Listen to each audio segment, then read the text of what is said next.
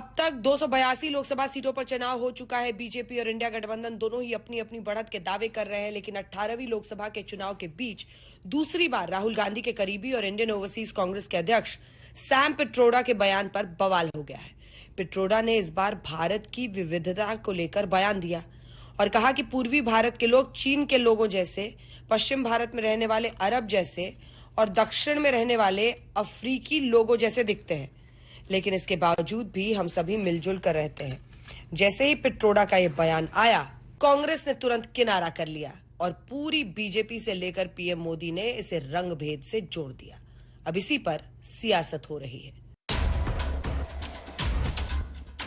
लोकसभा की लड़ाई में जहां मुद्दों की धरपकड़ चल रही है, उसमें कांग्रेस के ओवरसीज के अध्यक्ष बार बार ऐसा बयान देते हैं कि कांग्रेस को किनारा करना पड़ रहा है और पीएम मोदी को उस पर राजनीतिक छक्का मारने का मौका मिल रहा है। क्या हमारे देश में ये शहजादे, मैं बहुत गुस्से में हूं आज दोस्तों, मुझे कोई गाली दे, मुझे गुस्सा नहीं आता है,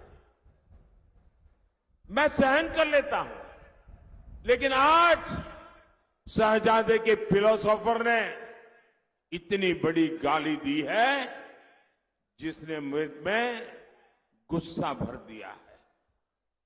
कोई मुझे बताइए, क्या मेरे देश में चमड़ी के रंग के आधार पर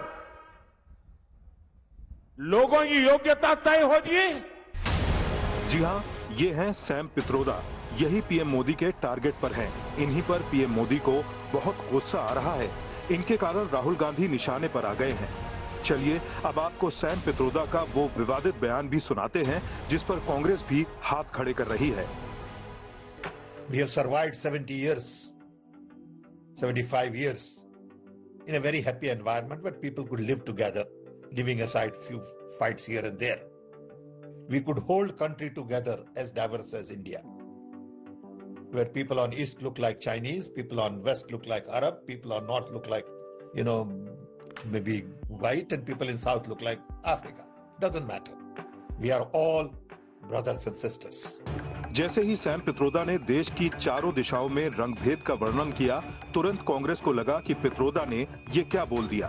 हालांकि पित्रोदा ने आखिर में ये भी कहा कि इससे कोई फर्क नहीं पड़ता, हम सब भाई बहन हैं।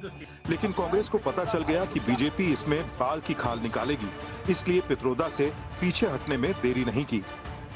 सैम पित्रोदा द्वारा भारत की अनेकताओं को जो उपमाएं दी गई हैं, वो बिल्कुल गलत है, दुर्भाग्यपूर्ण है और अस्वीकार्य है, बिल्कुल अस्वीकार्य है। भारतीय राष्ट्रीय कांग्रेस इन उपमाओं से अपने आप को पूर्ण रूप से अलग करती है और इसका खंडन करती है।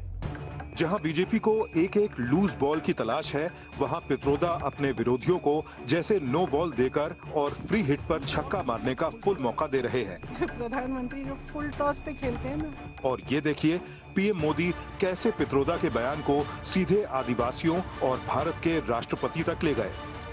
ये शहजादे के फिलोसोफर एंड गाइड अंकल ने बड़ा रहस्य खोला है।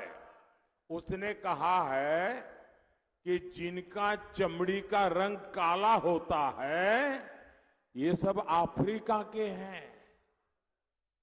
मतलब आप सबको, मेरे देश के अनेक लोगों को चमड़ी के रंग के आधार पर उन्होंने इतनी बड़ी गाली दे दी।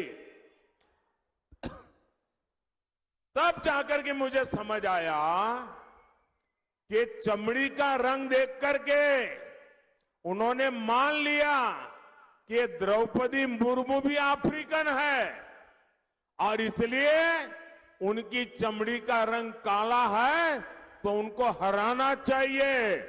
प्रधानमंत्री जो फुल टॉस पे खेलते हैं ना, तो इन्हीं फिजूल की बातों पे फुल टॉस खेलते हैं। मैं उनको चैलेंज करती हूँ, आप फुल टॉस खेलिए रोजगार पे, फुल टॉस खेलिए महंगाई पे, फुल टॉस खेलिए महिलाओं पे जो अत्याचार हो रहा है और जो आप अत्याचार कर रहे हैं उनको बचा रहे हैं, उस पे खेलिए। फिर मैं मानूंगी कि हाँ कोई खेला है। अब सैम पित्रोदा ने इंडियन ओवरसीज कांग्रेस के अध्यक्ष पद से इस्तीफा दे दिया है। आज तक ब्यूरो।